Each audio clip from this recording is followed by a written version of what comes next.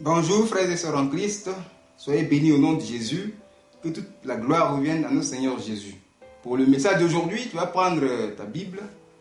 Alors nous allons lire deux passages. Dans le livre de 1 Corinthiens chapitre 3 verset 16 et 1 Corinthiens chapitre 6 verset 19. Alors ce message a pour thème le temple du Saint-Esprit de Dieu. Alors nous allons lire la Bible pour en savoir plus. Qu'est-ce que Dieu veut nous dire par là? 1 Corinthiens chapitre 3 verset 16. Ne savez-vous pas que vous êtes le temple de Dieu et que l'Esprit de Dieu est en vous? Alors allons à 1 Corinthiens 6 verset 19. Ces deux passages ont l'air de se ressembler, c'est pourquoi je les ai unis. Ne savez-vous pas que votre corps est le temple du Saint-Esprit qui est en vous, que vous avez reçu de Dieu et que vous ne vous appartenez point à vous-même? Gloire à Jésus. Alors ici, le mot temple ressort à deux reprises. D'où le temple du Saint-Esprit de Dieu. Oui, ça se dit, Saint-Esprit de Dieu, c'est une expression qui se dit. À Ephésiens 4, verset 30. Il n'attristait pas le Saint-Esprit de Dieu. Donc le temple du Saint-Esprit de Dieu. Alors de quoi s'agit-il? De quel temple il s'agit? Et c'est Paul qui parle ici, mais c'est Dieu même qui utilise Paul pour parler. Et ici, ce qui est intéressant, c'est que c'est une lettre. Les 13 livres même de Paul, ce sont des lettres. Il écrit. Donc pour comprendre, il faut souvent te référer au passage, au premier passage, pour arriver au verset qu'on lit. Et c'est comme ça la lettre. Ce qui n'est pas évident dans les autres livres. Donc pour comprendre les livres de Paul, il faut lire ce qui est au-dessus. Tu vas comprendre le verset que tu es en train de lire. C'est ce que nous allons faire.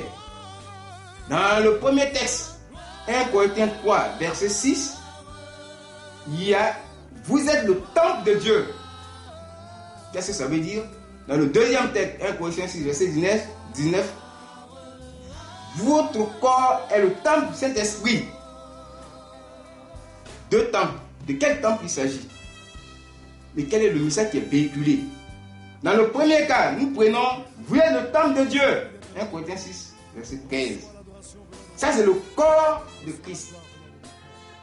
Comme on dit, le corps communément de l'Église. Le corps de Christ. Voilà.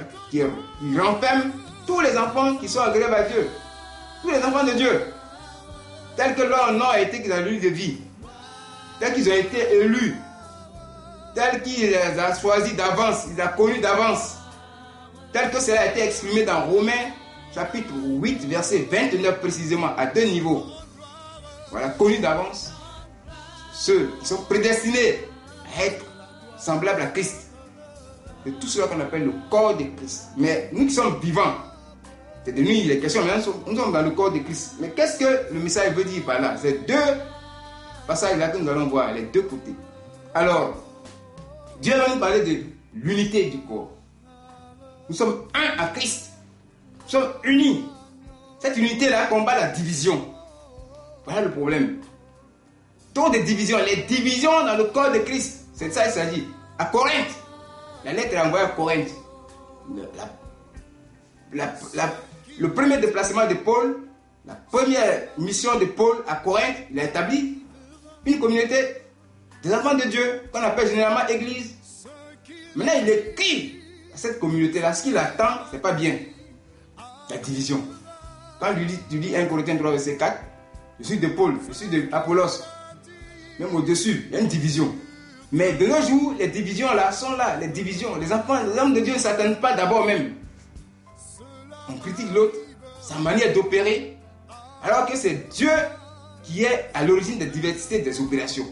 1 Corinthiens 12, verset 1. Diversité d'opération, le même Dieu. Diversité des ministères, le même Seigneur. Diversité des dons, le même Esprit. Et c'est Dieu qui fait tout ça là. Et c'est le Saint-Esprit qui coordonne tout. Nous sommes un en Christ. Nous sommes ensemble unis en Christ par un seul Esprit de Dieu. Mais il y a plein de divisions. Voilà. Écart de langage. On se marginalise. On parle mal de tel serviteur de Dieu.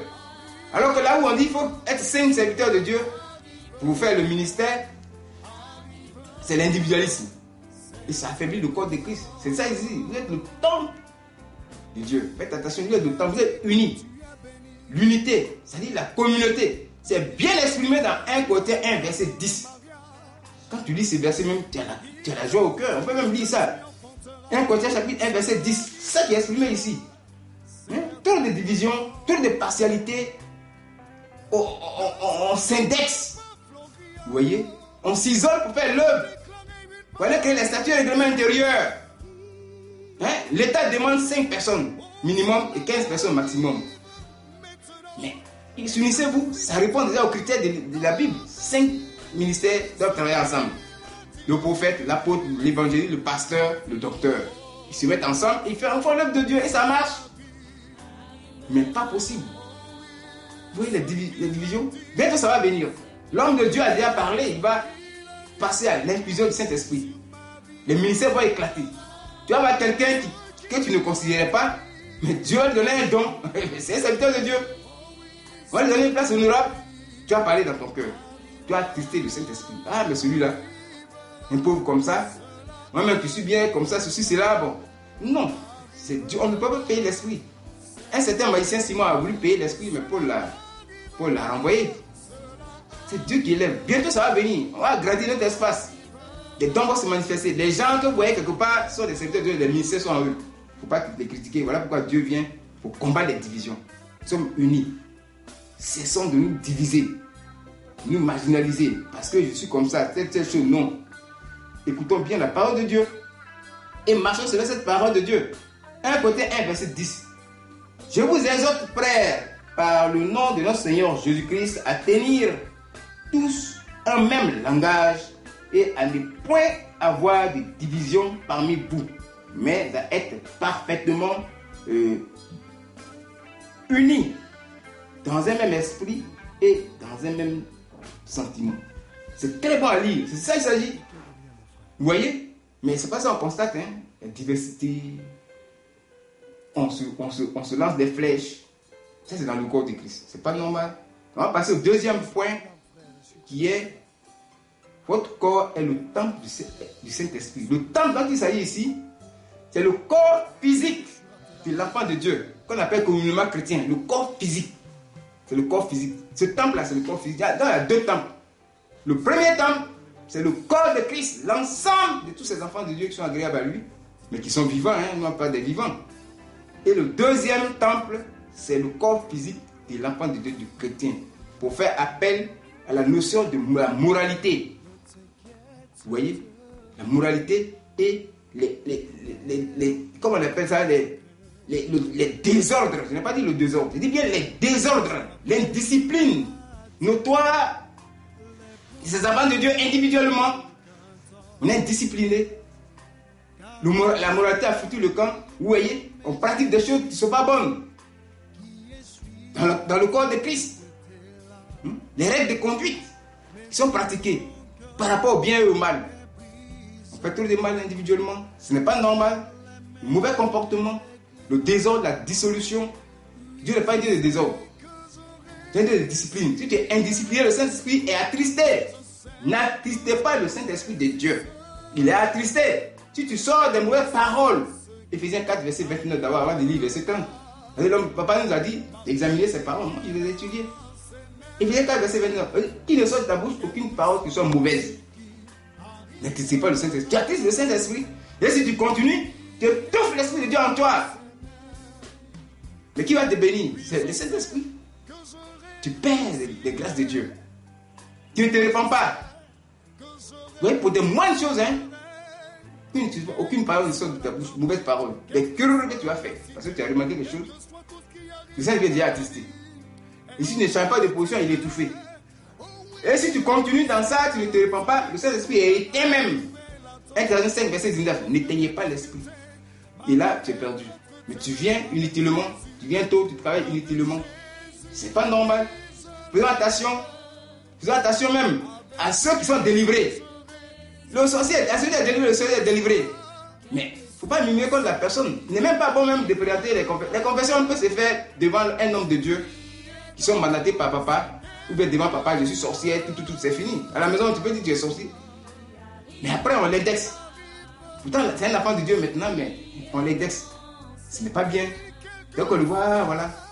Ah, voilà cette femme-là. Et quand tu parles comme ça, l'Esprit de Dieu est attristé. Vous voyez, c'est le caractère. Le caractère du diable, il ne faut pas le développer. Dans 2 Timothée 3, versets 2 à 5, les 19 caractères de Satan. Il faut adopter les caractères de Christ. Galates chapitre 5, verset 22. C'est ça le caractère. Ce qui te distingue des autres par rapport aux mœurs, à tes habitudes, traditions. Voilà. Ce que tu fais d'habitude, ce qui te distingue par rapport aux mœurs et par rapport à ton âme, ton état d'âme. Donc vraiment, mettons cette parole en application pour qu'on puisse bénéficier des grâces de Dieu dans la maison du Seigneur Jésus et qu'on soit délivré, qu'on soit béni pour rendre témoignage aussi. Et que la gloire de Dieu revienne à Dieu et à tout le monde au nom de Jésus. Amen.